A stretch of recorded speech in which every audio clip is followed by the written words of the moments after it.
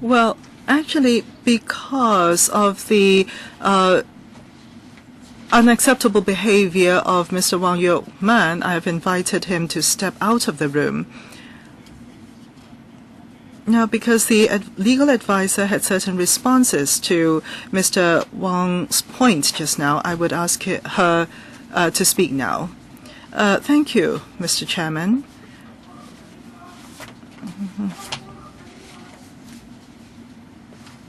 Yes, do speak.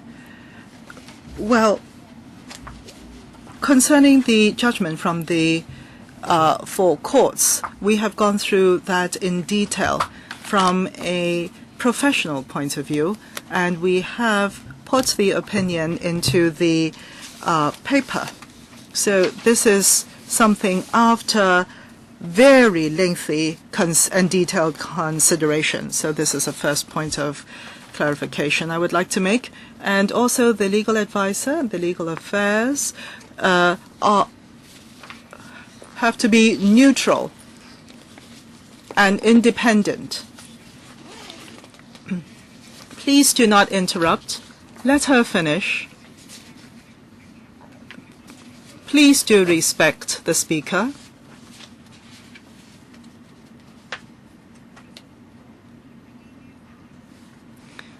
The court's judgment is what we base our opinion on.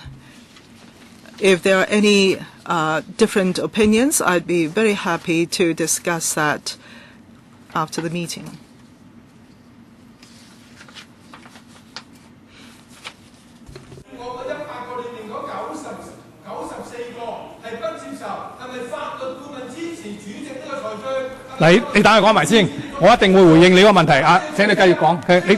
Can you please continue? Please let her finish. Wait a minute. Please be patient. The third point concerning the Finance Committee procedures, paragraph 37A, the committee can, on the basis of that paragraph, propose motions without prior notice, and the chairman cannot deviate from the procedure. And that is to say, such proposals can be made according to the procedure of the Finance Committee. All right? But of course, the chairman, in chairing the meeting, he will have to take into consideration the situation in total as to whether he will accept paragraph 37A. As for Mr. Chen Wei-yip's point concerning the chairman's judgment on paragraph 94, as a legal advisor, I'm providing advice on legal points, and I provided my opinion on the authority and power of the chairman. According to the decisions of the 4 courts,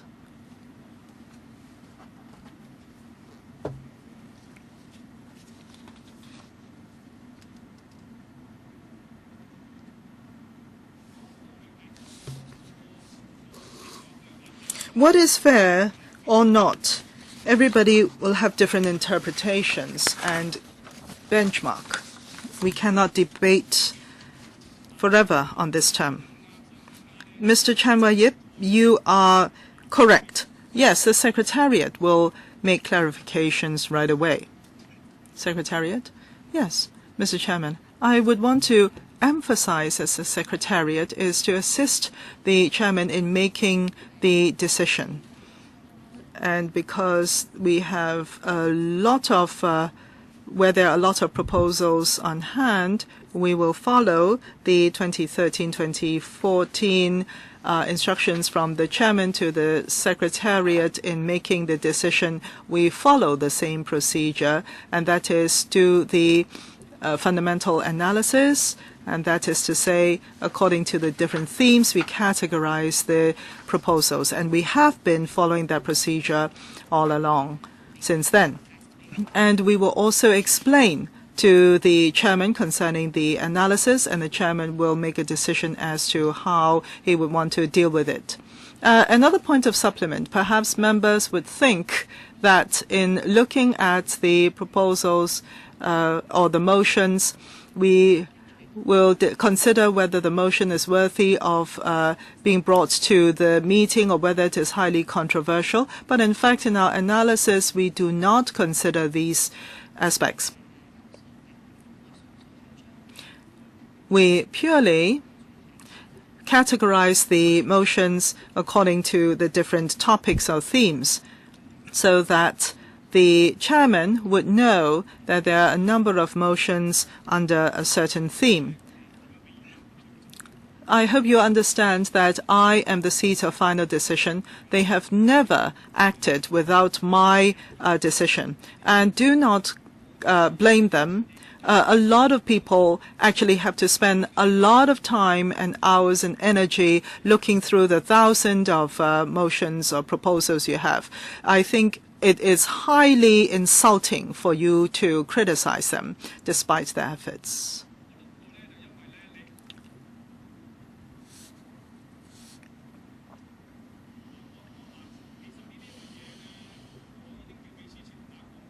Well, in fact, for these issues you have raised, I have already asked the Secretariat to clarify for you. In fact, all you have to do is to call up the Secretariat. All these 6 are unrelated. How can we lump them together? And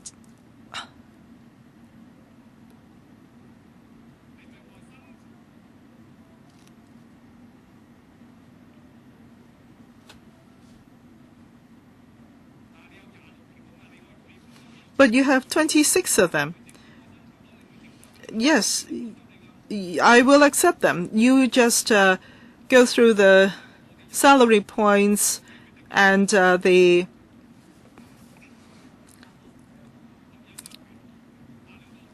Leung Kwok Hong. Mr. Chair, very simply, the crux is whether the Secretariat had reminded you. When Chen Wei-yip had came up with 100 motions which cannot be integrated because they are independent, so the moment you said they can be integrated, it's wrong, because a square is not a circle. This is a work of the Secretariat. Do they live under your thumb?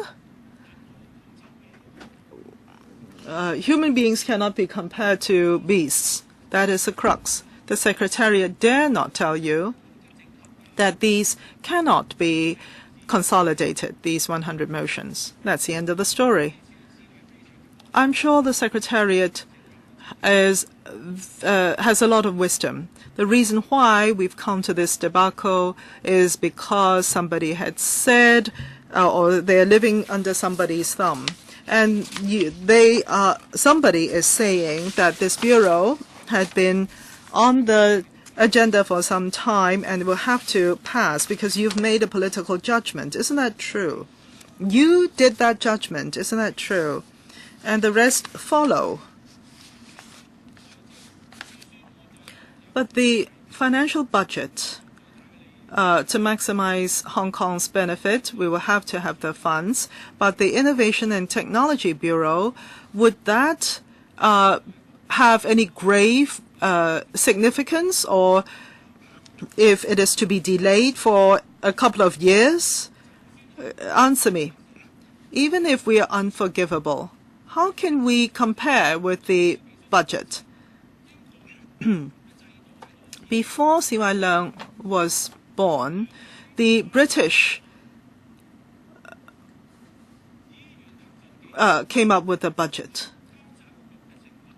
The members tried their best and lived up to their responsibilities to monitor the operation of the government. And so we are talking about reasonableness here. I think the Secretariat is ridiculous.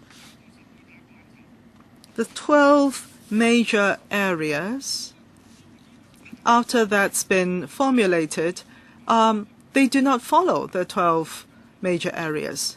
You know, judiciary review, one of the major bases of it for bringing a judicial review is randomness of action, not following procedures.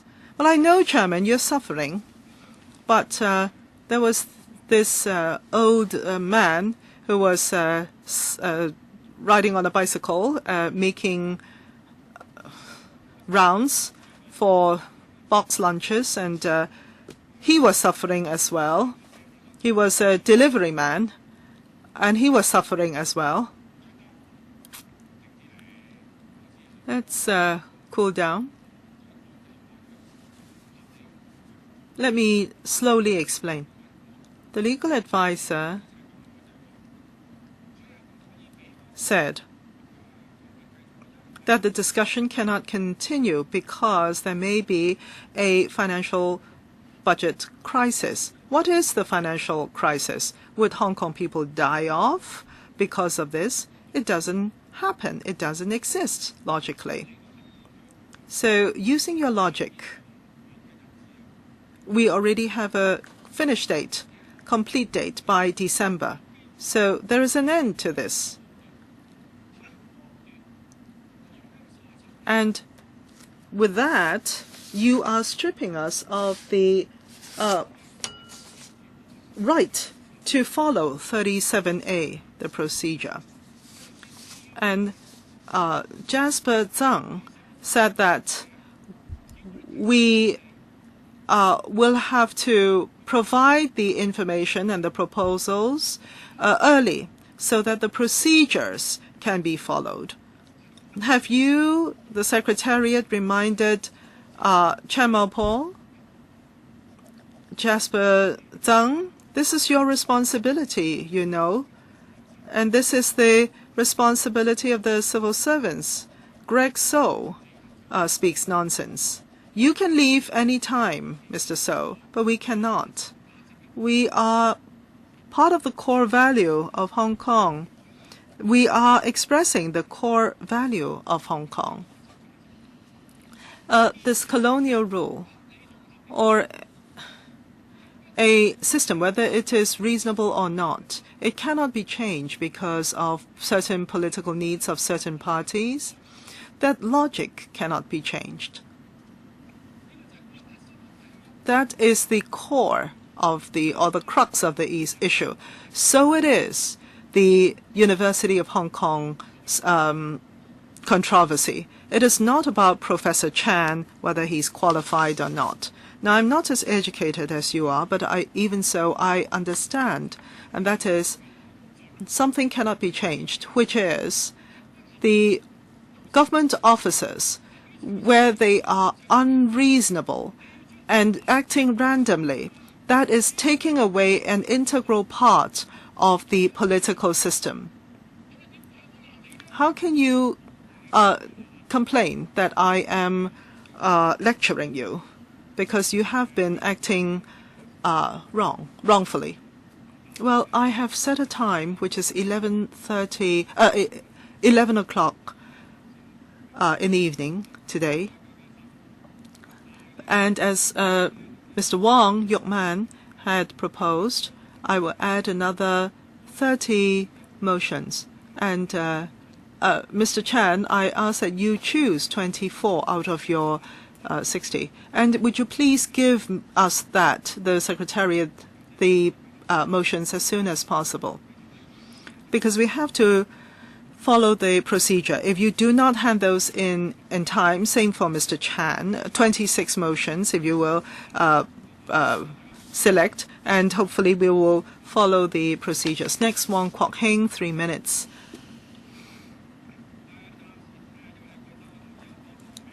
Yes, I'll go through the names. Wong Kwok Hing, Ho Chiu-ying, and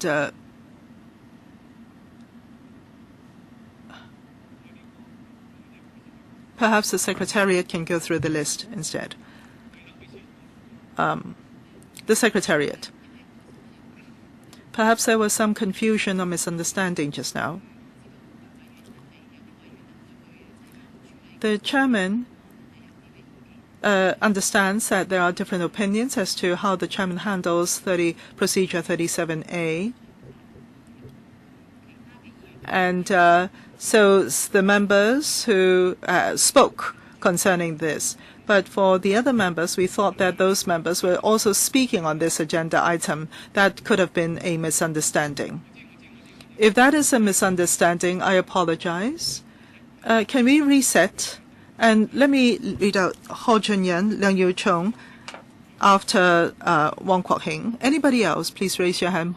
Claudia Mo, To Kan-sam, Jung Siu-hong, 3 other members. Yip Kwok-hing, Tam Yu-chung, Yu Si-wing, Leung Ka-kit, and Sit Ho. Anybody else? Leung Kai-cheng. Speaking on the 37A, we will have 2 minutes each to speak about this particular agenda item. So we will have another round. Now, Wong Kwok-hing, Ho Chun-yin, Leung Yiu-chung, Claudia Mo, To Kan-shen, Yip Kwok-him,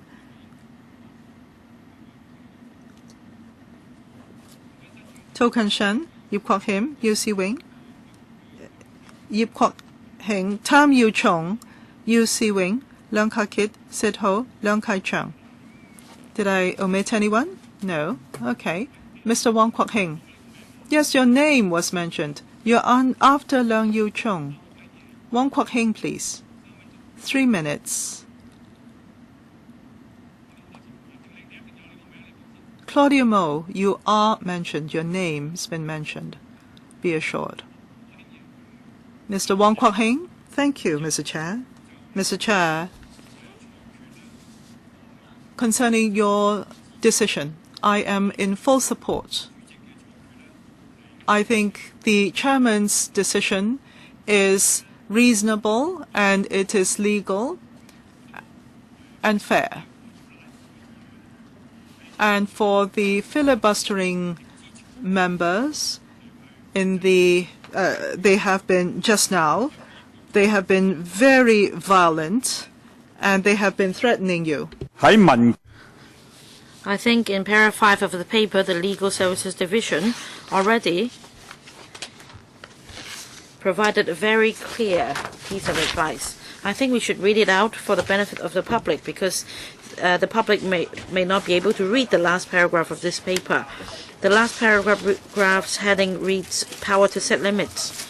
Based on the above authority and given that proposing motions under paragraph 37A of the FCP is part of the process of the FC meetings, the FC chairman should have the power to regulate the handling of such motions, which may include setting limits on the number of motions that members may propose under 37A of the FCP, or imposing conditions if he considers that this is necessary for the orderly, efficient and fair disposition of the meetings.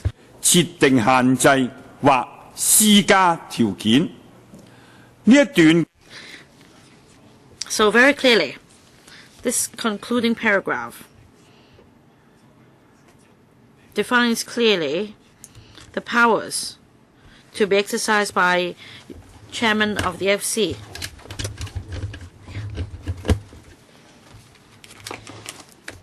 I hope that you can continue to act impartially, and you should not be afraid of the various threats issued by members. Some members say that they are going to create chaos in this council, and they're going to continue to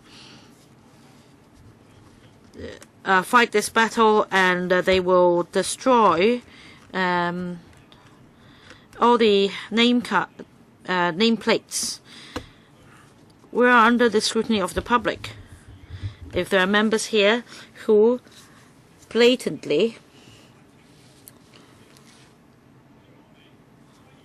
disobeys the rules of procedure, I believe that the public will pass their own judgment. So I support you, Chairman, in presiding the meeting over a meeting in an impartial, just and fair manner. Mr. Leung Yiu-chung, I'd like to respond to the issue raised because in para 37A, it provides that members may, in the course of deliberating on an item, before the item is put to a vote, move a motion without notice. So the point is moving the motion without notice. But last time, Chairman, you indicated that no, we must submit our proposed motions before noon Tuesday. So the paragraph suggests that a motion can be moved without notice. And why is it that you already set a line last time?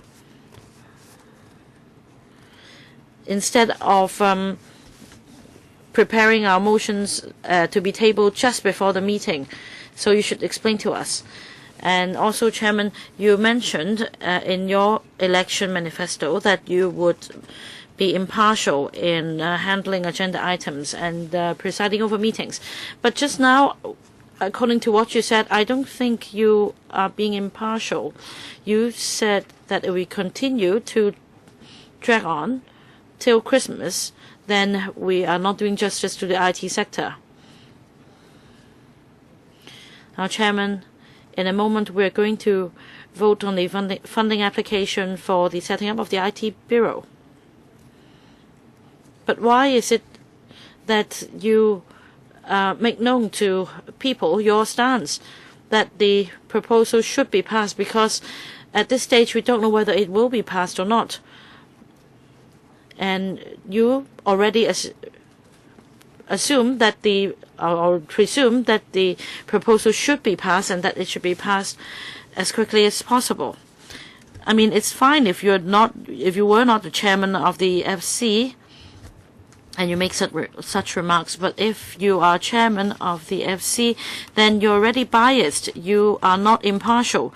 You seem to agree that the proposal must be passed.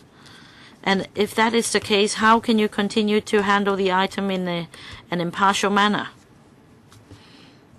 So I think what's more important is for you to handle this item in an impartial manner. That means you must not hurry things up for the sake of the government, and you must follow the rules and the procedures. And this is what a neutral chairman should do. I hope, Chairman, you would respond to my 2 points. All right, thank you, Mr. Leung Yiu-chung. I think your comment is very sound. Well, I am quite green as far as chairing meetings are concerned. So thank you for your comment on impartiality. I said that we are going to disappoint the IT sector because the member representing the IT sector also expressed to me earlier that the sector would like to see it pass as soon as possible. As for 37A, yes, it's true that motion can be moved without notice, and you may continue to do so in the future. But the trick is that chairman may not necessarily endorse it. And my approach is for the efficient and smooth conduct of proceedings. I make this suggestion. For moving motion without notice, the purpose is to allow us an opportunity to express our views. After all, these motions are not legally binding, and if you don't follow the procedures, we won't be able to discuss them. Then, in fact, the scenario confirms my worries. If you submit 1,000 motions, then we won't be able to see the end of the day. Nowadays, there are different tricks, different tactics in this council to the extent that it's no longer tolerable by members. So I already said that I won't accept other motions. I accepted 30 of Mr. Raymond Wong's motion. For others, I approved 32, 46. This may become a precedent. I want members to understand that basically I don't set the limit, but on the other hand, I can't accept if things are dragged on until Christmas, because we've spent 34 hours on the item already. Shouldn't we make some progress? If you don't think the government is doing anything, that you should give the government a chance to show us the performance. Next, Ms. Claudia Mo. Thank you, Chairman.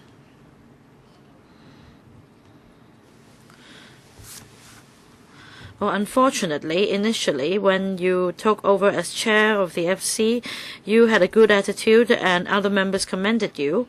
And the atmosphere was quite good. We thought that we had harmony here. But now you are really barbaric. Why is it that you approve 6 motions out of 100 motions, and yet for the other 700 motions proposed by another member, you only approved 1? You said that you acted in a fair and just manner. I mean, if the matter is taken to court, it would be hard for the court to say that you're acting illegally. But judging from common sense, one can't say that you're acting reasonably. And you're not doing justice to the legal advisor and the Secretariat, because now the advice is perceived as having a political agenda. This may not be their intention, but this is the perception. Yes, it's true that under para 37A of the FCP, motions can be moved without notice. And it's true that ultimately you can reject the motions, but you are going against the spirit of 37A. And even you yourself just now said that in the past the situation was not like what we have now, and we acted gentlemanly. But now things are different. I don't understand what you mean. Are you saying that we're not acting gentlemanly now? You are setting a very dangerous precedent. You can say that if we were civilized, we would go back to the previous approach, and if we become uncivilized, we will turn to another approach. This is really frightening. Chairman, I understand that it's a difficult job for you, but this is a dangerous precedent. If we can do it this way, then from now on you can have the meeting all to yourself, and you can speak whatever you like. Well, let me give you a brief response, Ms. Mo. I understand your concern, and I can say that I've listened to legal advice before coming to any decision, and it is also in line with the rules of procedure and the FC procedures. Well, the legal advisor gave me advice, and if the advice were wrong, then we would lose if it's judicially challenged. So I hope that you would understand this.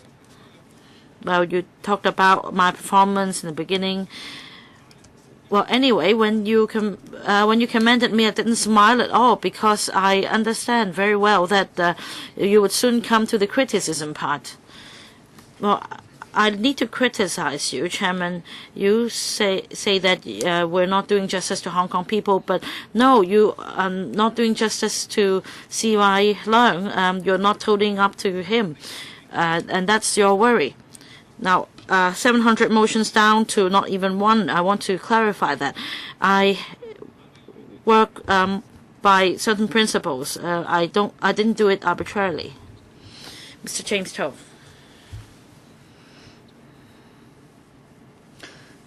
Well, I struggled before I decided to speak.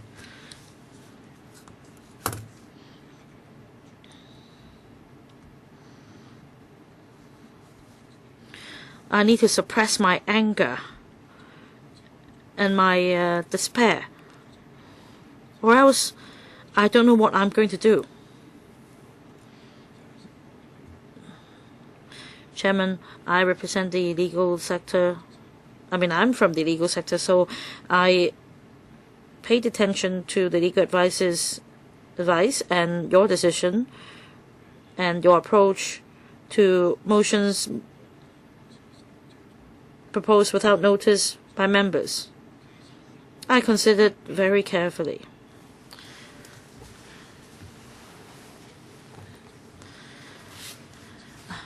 Now, about not seeing the end of the day, I don't think we've come to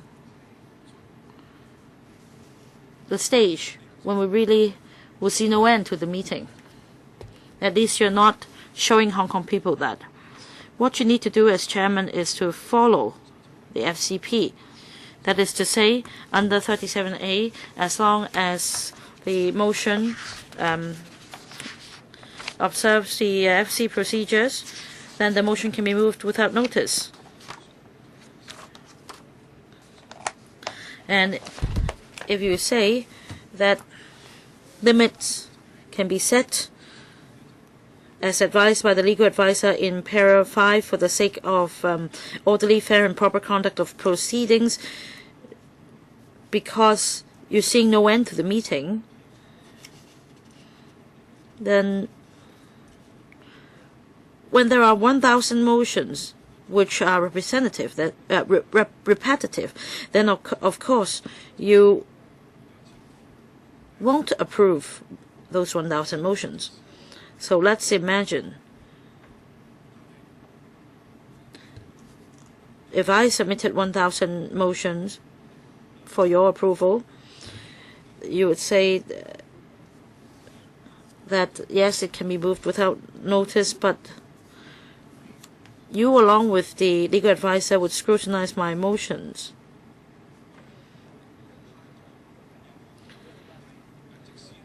But to say that moving so many motions without notice, even if the motions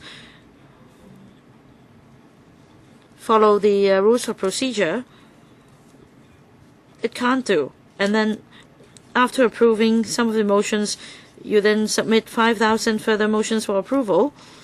Then under this system, I don't think you have demonstrated how endless these motions are. Well, I believe that there will be a judicial review over this, and subject to the court's ruling, I'll be happy to follow the court's ruling. Mr. Yip Kok Him, I think 37A is very controversial in this council. Ever since it was first invoked, we have since aired our different views.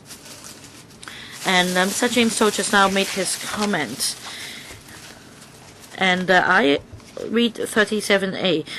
A member may move a motion without notice. So it is a motion, one motion, not many. So using the example of 1,000 motions, would you be able to read through all of them immediately? So moving a motion without notice is for the purpose of allowing chairman and members to read through it and make a ruling immediately. So I do think there is a need to amend 37A, but it's not the focus of our discussion here. Some say that you're going against the spirit of 37A. I, on the contrary, think that you have been calm and rational, and you have also allowed us an opportunity to consider how we should approach these motions. If you want to move a motion now, then a member will not be forbidden from doing so. The chairman can exercise his power. And yet, if Mr. Leung Kwok Hong is saying that we want filibustering all the way until the Chinese New Year or Christmas, I don't think there is a problem. Well, he may think that there is no problem, but I don't think members of the public would think the same. Members of the public wouldn't want to see us all sitting here and handling the thousands of motions proposed. These are so the chairman doesn't exercise his power to conduct the meeting in an orderly and efficient manner. It is undermining the interest of Hong Kong people. So, Chairman, I really want you to exercise your power. And, Chairman, you need to really uphold the FC procedures and the rules here. Mr. Ray Chan actually stepped out of his seat just now. If he has something to deliver to you, he should do so through the staff. I don't agree that you allowed him to do so and you accepted what he did. You need to follow the rules, otherwise we won't be able to operate. Mr. Tam Yu Chung. Well, just now Mr. Raymond Wong violated the rules of procedure. Well, in the end, of course, you asked him to leave the room. He threw a nameplate at you. And imagine if fragments of the acrylic plastic hits any of our staff member, you can say that the consequence would be dire. And he also mounted a verbal attack on our Secretariat staff. The legal advisor and our staff at the Secretariat work diligently and work in accordance with the basic law, the court, the authorities, and the rules of procedures. If you don't agree with them, you can have a private discussion with them.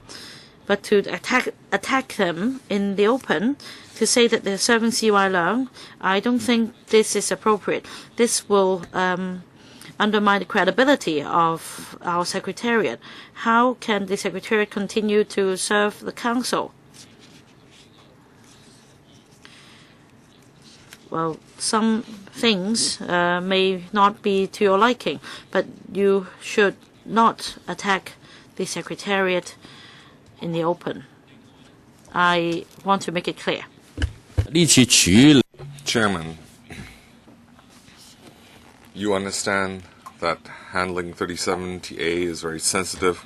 I think you should proceed cautiously. And I've also heard your response to the 1,000 submissions.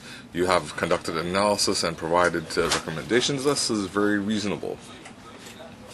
Now, even though they say it's a dangerous precedent, well, where's the danger? Well, I think this is a very detailed and a careful approach. There's no why should they feel desperate or disappointed. Mr. Chan Gin-po, this is a sensitive issue. We need to proceed cautiously and explain every step. Mr. Leung Kok-hong said that he has reason. Well, I don't think that is reason. And I think he is distorting the facts.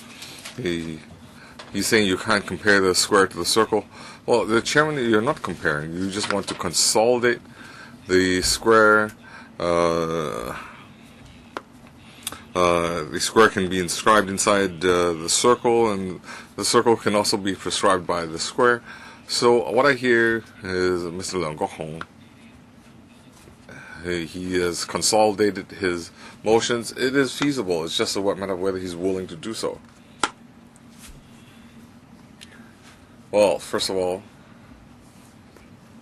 Mr. Wong at once, unruly behavior it was very dangerous. He should be reprimanded.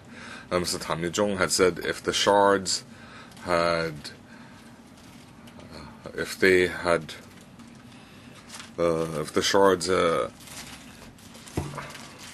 were to be projected into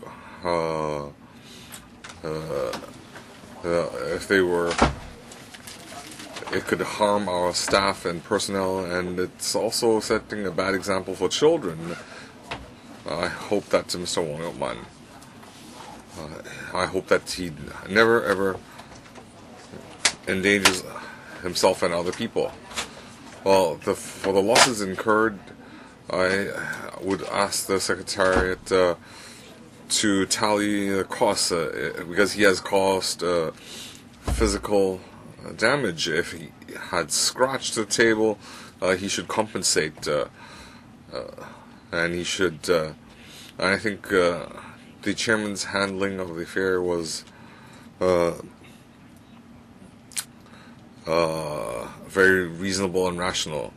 He had complied with the law. I don't think he had abused his position. In the last year or two, I see a lot of pro-Democrats, especially the more aggressive ones.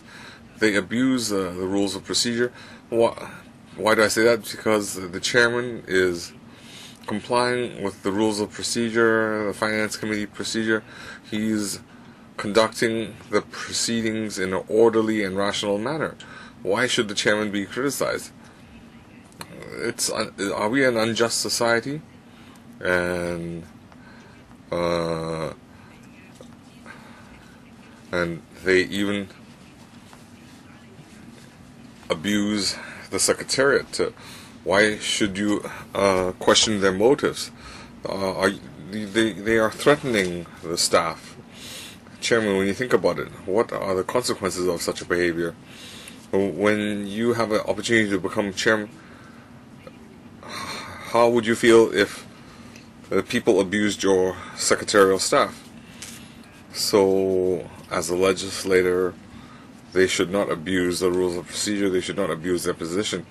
Chairman, I hope that the chairman, you can maintain your arrangement. If we have one motion that is put forward without notice, it could be handled. And for those that could be screened, I think you should screen them. Well, I've made a ruling already. I already set a limit, a quota. I won't accept any more. Otherwise, it would defeat the purpose. Next, Mr. Nongaki. Well, Chairman, your last sentence is especially worrisome. You said you've set a quota. Now, even if we have a legislature, they have an extra motion, you would not accept that. Well, that already is problematic because it is an arbitrary limit, an arbitrary cap on their right to propose a motion under 37A. Well, Chairman, I have read the 30th of October Legal Affairs paper. I think their interpretation is accurate, but why did the court say that it was not the court to consider whether or not the power was properly exercised? Well, I would like you to understand the reasoning behind that. The courts were not going to exercise their discretion on whether the chairman's ruling, well, it was based on an assumption. The three powers are independent of each other. Now, if you read paragraph 4C, it states very clearly that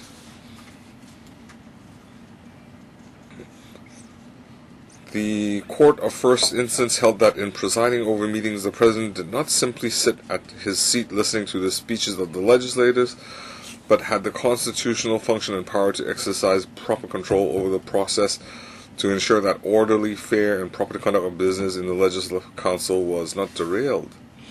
So I hope, Chairman, you understand this point. And I think the Legal Affairs is also correct in its conclusion, in that when the President exercises these powers, when the meetings are conducted orderly, fair, and properly, this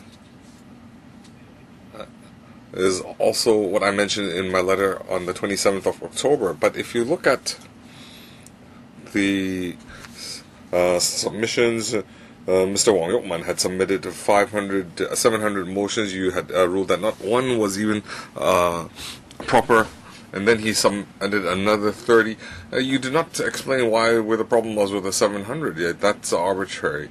Just now, Mr. James Toll also said that you have not been able to persuade us that the necessity has arisen? That is the question, Chairman. So how I interpret legal advisor's opinion. Well, first of all, I need to clarify. I'm not acting arbitrarily. I had given, I had tried to provide a fair and orderly proceeding.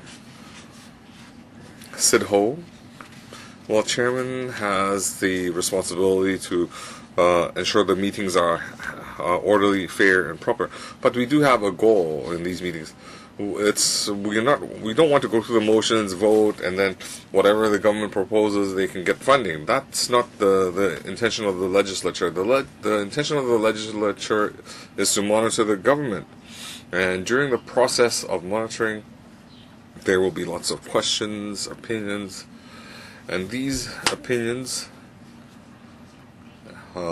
they might be expressed through the methodology of 37A. Now, some legislators, they might have cast a vote, and they still could not stop the proceedings. So they need to rely on 37A. They need to put forward motions to have it on the record. So, Chairman, if you use the FCP, the powers under the FCP, and say these are repetitive or frivolous, and you rule them not fit and proper, well, you should give some reasonings, and the public can decide for themselves whether you were correct in your ruling or not. But we cannot accept that there's a cap, because we are worried that if the government would like to vote by a certain date, and then we'd have to count backwards, and then can only accept a certain number of 37A proposals, then that is problematic, because we cannot say we have a certain number of motions and do not allow legislators to continue to put forward motions. Otherwise, we have narrowed the space for discussion, because if we are to monitor the government, well, if we were to be efficient, we shouldn't even hold meetings. We should just circulate meetings and rubber stamp everything. But Chairman, I think you wouldn't take this approach or attitude. So, on one hand, I can agree that you have such powers to veto motions that you think that do not comply with 37A, but you need to provide reasons. And I want to reiterate, I cannot accept a cap, and the cap being set in the name of efficiency, because efficiency is not our goal. Our core goal is to monitor the government. I'd like to respond. You say I'm trying to comply with the government's timetable. I just want to state that we had already started discussions in February. We had held 30-odd meetings, and I see that we don't have a lot of legislative questions, and the questions are repetitive. We have a lot of reasons. And next we have Mr. No Gai-Chung. Chairman, I don't speak a lot in this meeting, but I need to speak on 37A. In paragraph 4A, it says that under Article 72, the Court of Final Appeal held that the President is to exercise his power to preside over meetings, well, to ensure that the orderly, efficient, and fair disposition of LegCo's businesses. Well, I need to highlight this. We need to be fair. That is, if legislators had submitted 10,037A, you have to go through them one by one. Another point regarding paragraph 5, they say, based on the above authorities,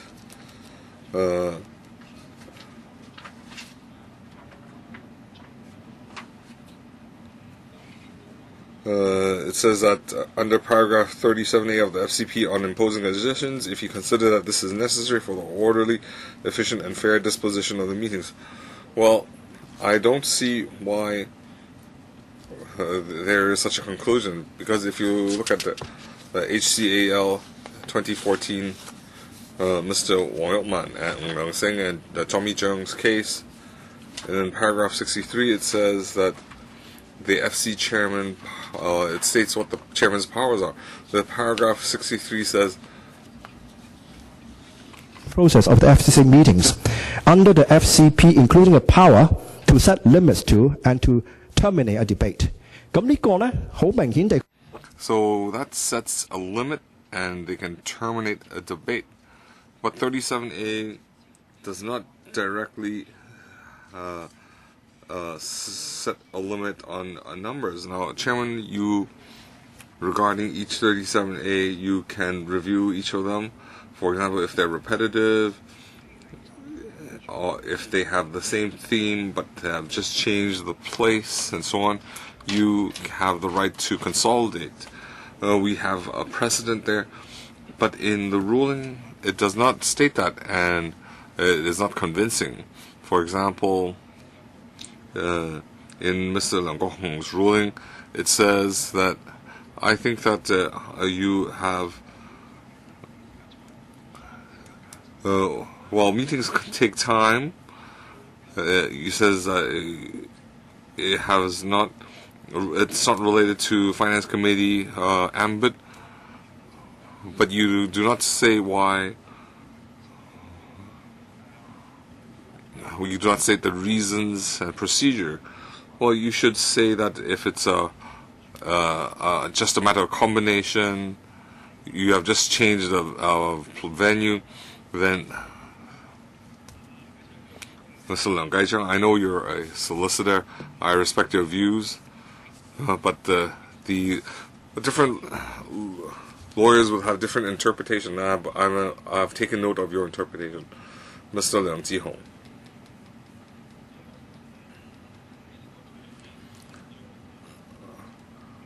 I have not spoken a lot in the FC. It's because I want to minimize I would like to minimize stalling. Well, I support the setting up of the IT bureau. Well, I was shocked to hear that out of 1,000 motions, only 20 were left. And then after your thorough explanation, I feel that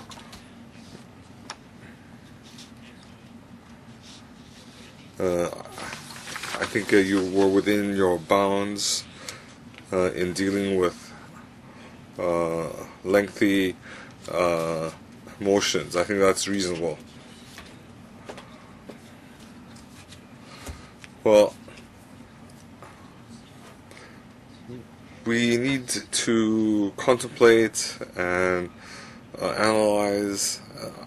I think that is very important. We heard some colleagues just now, their criticisms against you.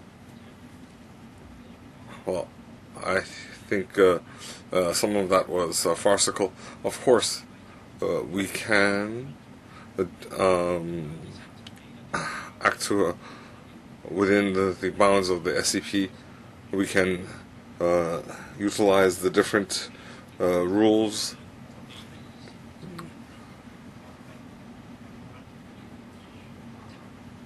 So how can you say that we cannot exercise our powers? We are now in the 30th hour on the same topic. We have asked the same questions. If that is reasonable, then I think it's an insult to the Hong Kong public. We understand what's going on. We know you're filibustering and we're just trying to end the filibustering. What's wrong with that? So, I don't think 30 hours discussing one problem, why should we criticize the chairman for that? And just now, Mr. Wang had exercised some unruly behavior. He called for a one-on-one fight, and this is not a legislator's behavior. That's not reasonable. But now,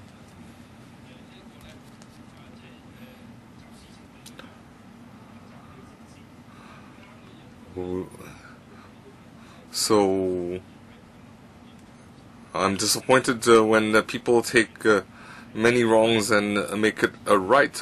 I think it's within reason and rationale to fight for a person's own rights, but we should not take it to the extreme. Thank you, Chairman.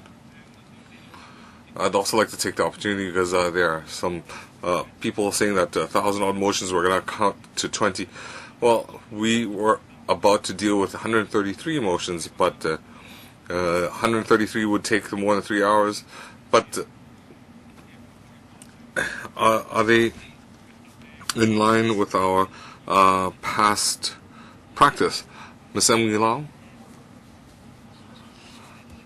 The FC is very important. It's the most important committee in the legislature, and we also need the Secretariat's independent opinion. So, and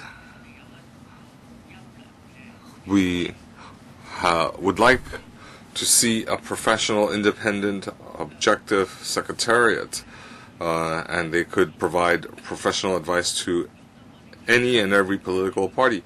So when we see people criticize our secretariat, including the legal advisor,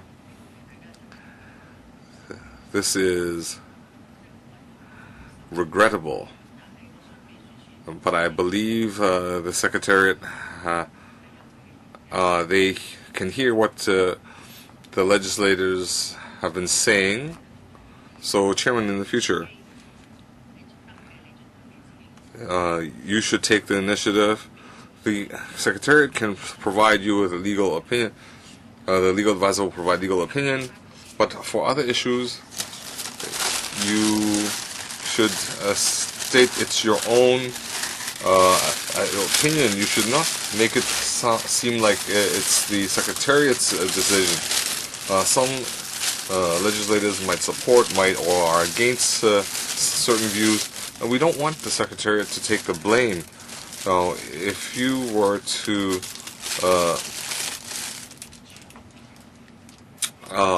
undermine the Secretariat, I don't think that is to the advantage of Hong Kong. So regardless of your political inclination, even in the EXCO, we respect our Secretariat staff, and the Secretariat staff, you should use your words and behaviors and tell members that you are fair and impartial. You are very professional and providing your legal opinion. Chairman, I've heard a lot of colleagues, and there's some points I don't understand.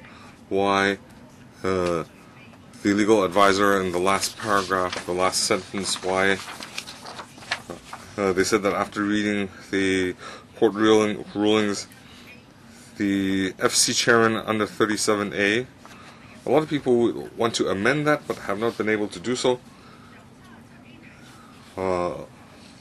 They should set a limit on motions and set conditions. 37A, Chairman, it just says that legislators do not need to give prior notice. They can mention something that is limited, that is directly related, and that is sufficient, Chairman. I understand one item. It has controversial.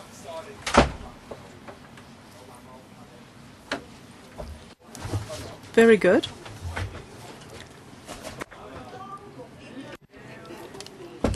So, the XRL. A lot of people at the time in the LegCo had raised this as a discussion topic.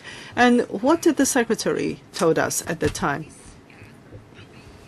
Well, we will allow time for the LegCo members to speak up. And Ms. Cheng said, perhaps we should have 20 sessions of meetings, Mr. Chairman, she said.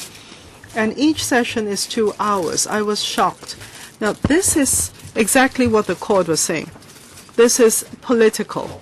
On the one hand, you have to use your wisdom to resolve political issues, and I do not understand the last paragraph there. Why would the chairman be given the power to limit the numbers and to slap on new criteria? Well, perhaps I should ask the legal advisor to answer. But as you mentioned just now, the legal advisor should speak about the legal opinion.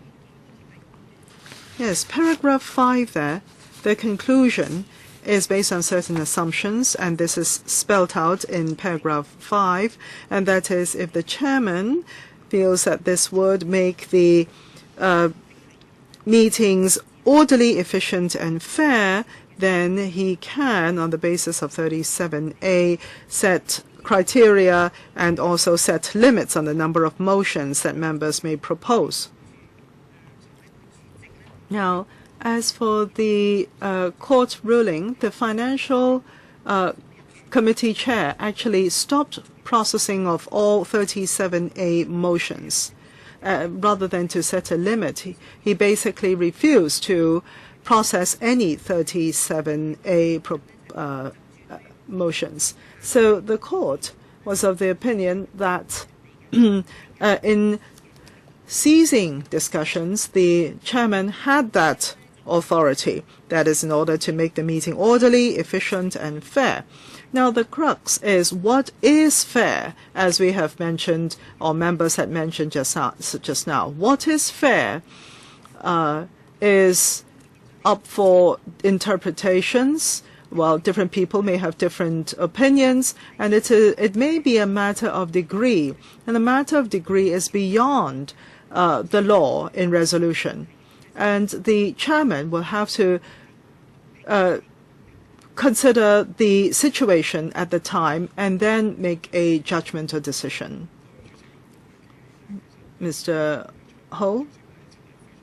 Well, in the past years, I have seen that it is very difficult. The chairman of the Finance Committee has a very difficult job. And someone had accused the chairman of abusing his power, but I feel that that is not the case at all. There are members in the room who had acted in an unacceptable manner, and there are theories put forward to protect that kind of behavior. Now, for the Bureau, the Technology and Bureau, since March of last year till now, had that been the timetable of the government? Certainly not. Had we been following the government's schedule? Certainly not. It's been over 30 hours of debate, and going out, the people of Hong Kong are saying that we are rubbish. We are spending overly an inordinate amount of time. And some people are saying this is unfair. Well, to me, you are overly lenient. Some people are saying you're restrictive and undermining their freedom of speech. But I think, Chairman, the Hong Kong people will have to make a judgment. Mr. Chairman, do you have to set things right here? That is the first issue. And secondly, somebody accused you of setting a dangerous precedent. Actually, the dangerous precedent was set some time ago, not because of your judgment, but it is because somebody is abusing 37A, paragraph 37A, and counting of votes and the procedures of the electoral. As a result, there had been overly long delays in our discussions and filibustering. And I personally feel that the LegCo, some of the members are no longer handling the issues and making rational discussions, but they're making it political. They're making a political stance. And some members are condoning this kind of behavior and hurting none other than yourselves. So I would want to see the chairman continue with your fair handling of affairs in this meeting. I even heard foul language just now. I would want the chairman to very seriously set this course right again for the LegCo.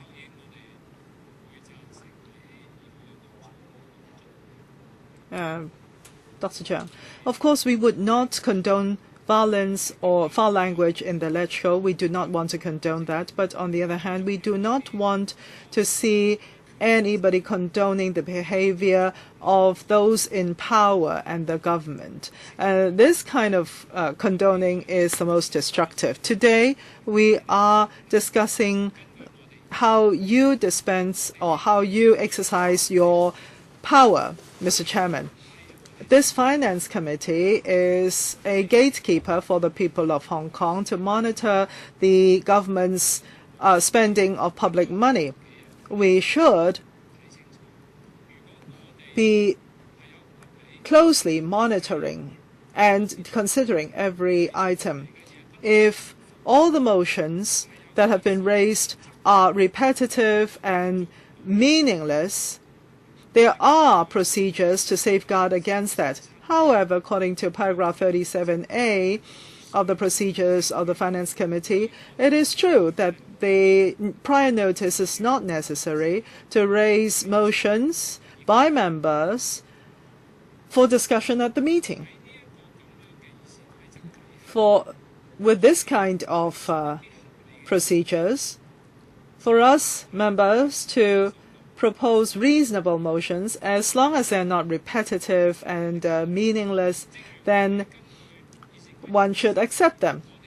As in procedure 42, we can raise questions and raise issues for discussions and ask the government or the relevant officers or officials to make responses. Mr.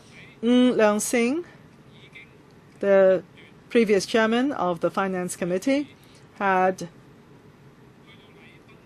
repeatedly undermined the procedures till it had been greatly undermined.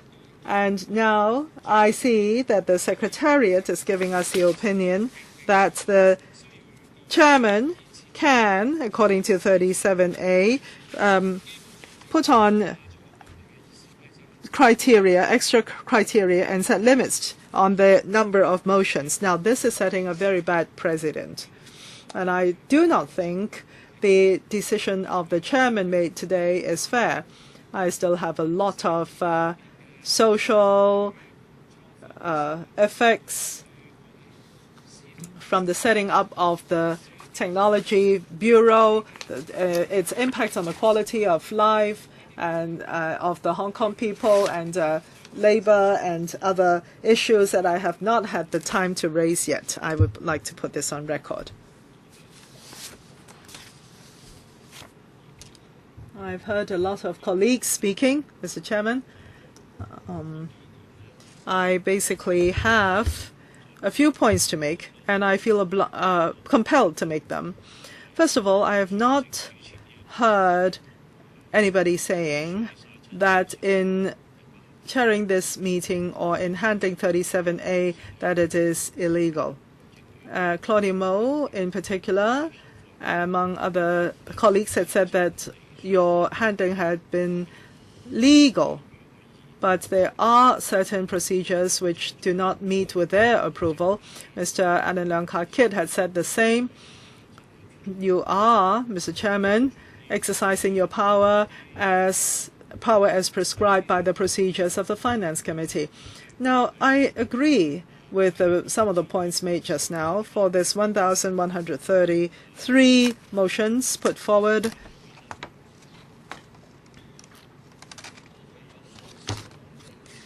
if they are repetitive or meaningless, the chairman should have the authority to not take them on. Professor Cheung had said that, Leung Kai-chiang had said that, there are other colleagues who have said the same. So I would believe this controversy that we have here, as long as the colleagues look through the 1,132 37A motions, they would know that the Secretariat, the legal advisor, and the chairman of the FC had used a lot of time to go through and consider them, and felt that there are grounds for consolidation and categorization so as to avoid repetitive and meaningless motions put to the meeting. There's 1,133 motions. By allowing them is respecting the rights of proposing motions on the part of the members. But for them not to agree to the categorization and consolidation goes to show that they are not interested in coming up with meaningful proposals, but rather it is just an exercise of filibustering. So I would believe this controversy is totally unnecessary. The legal advisor and the secretary had been acting on their professionalism, and also the chairman. Any violence in the LegCo meeting room is not to be condoned and should not take place. Mr. Chan, please.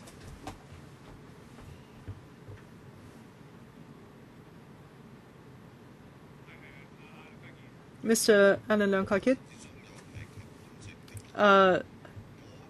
my colleague had mentioned my name in his speech just now. I want to say that I never said that the chairman was legally stopping this filibustering exercise. Rather, I was talking about the assumptions. The assumptions are not there. What do I mean by that? And that is, as the meeting had gone to a certain stage, in order to have a meeting that is orderly, efficient, and fair, and that it is necessary for the orderly, efficient, and fair disposition of the meeting. What I'm questioning is whether it has already become necessary, quote unquote. Mr. Chan. Right. Where there were filibustering in the past, we would do some serialization. And for example, every district board, every country would have a motion, would come up with a motion. I'm looking at Appendix 3. Now, if they come up with, the colleagues want to propose all the motions, it can well be 4,000 or over 10,000 motions. So, in fact, Mr. Chairman, you have already used a lot of time to categorize and consolidate these motions. You have put in a lot of energy and time so that there can be a reasonable and rational space for discussion of the members. However, your decisions had been challenged by certain members who are conducting filibustering, and someone had been throwing things as well. The LegCo had not been peaceful. When had it been peaceful, actually? When had it been, the filibustering been peaceful? And I think their behavior today is utterly despicable. Now, they say abuse of power. They cannot point the finger at anyone to say that others are abusing authority, because they are doing so themselves. Now, and another point, 30+ hours of discussion. That's only for this legislative year. What about last year? Well, apart from hours, it is repetition. The questions, for example, visiting this country, or should it be that country, as Mr. Chairman, you have mentioned just now, visiting other countries. That would include all these countries. And then other members said we should put this on the record, these motions on the record. If the record consists of tens of thousands of these meaningless motions, it is meaningless as records. Now, also for filibustering, there are people who are sitting at the back. There are dumb people who took to violent action, but there are those who did not take to such actions. They seem to be pronouncing themselves as riding on a moral high horse, but in fact they are the most despicable. 2 minutes for the second round. And then we'll be handling paragraph 37A. Whoever wants to put a question to the secretary, would you please raise your push the button? Yes, you can push the button now. The system will be activated. Sorry, the system is not up yet, I can see.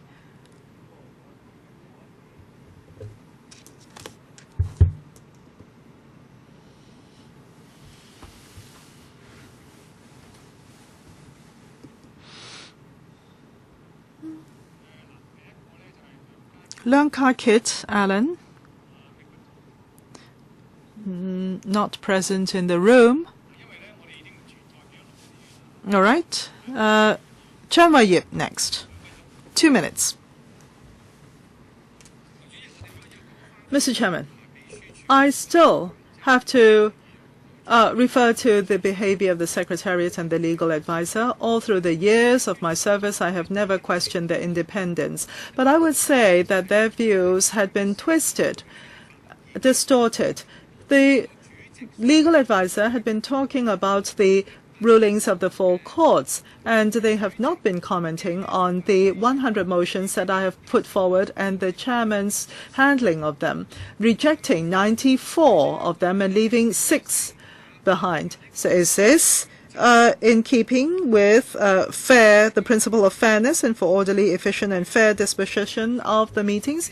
The chairman's decision is arbitrary, and the chairman's interpretation, according to his explanation to the media, had been that some of the motions are repetitive and meaningless, but the 96 motions are not repetitive.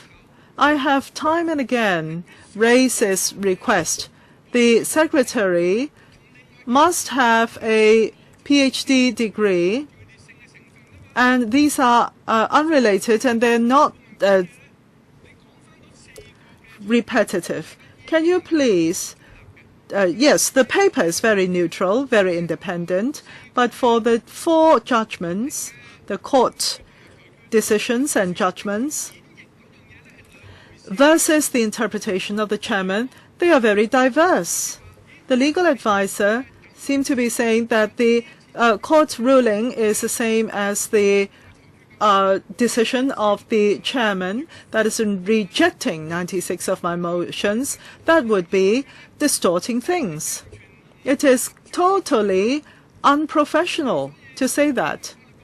So I very much want the Secretariat and the legal advisor to respond to the public and explain your stance.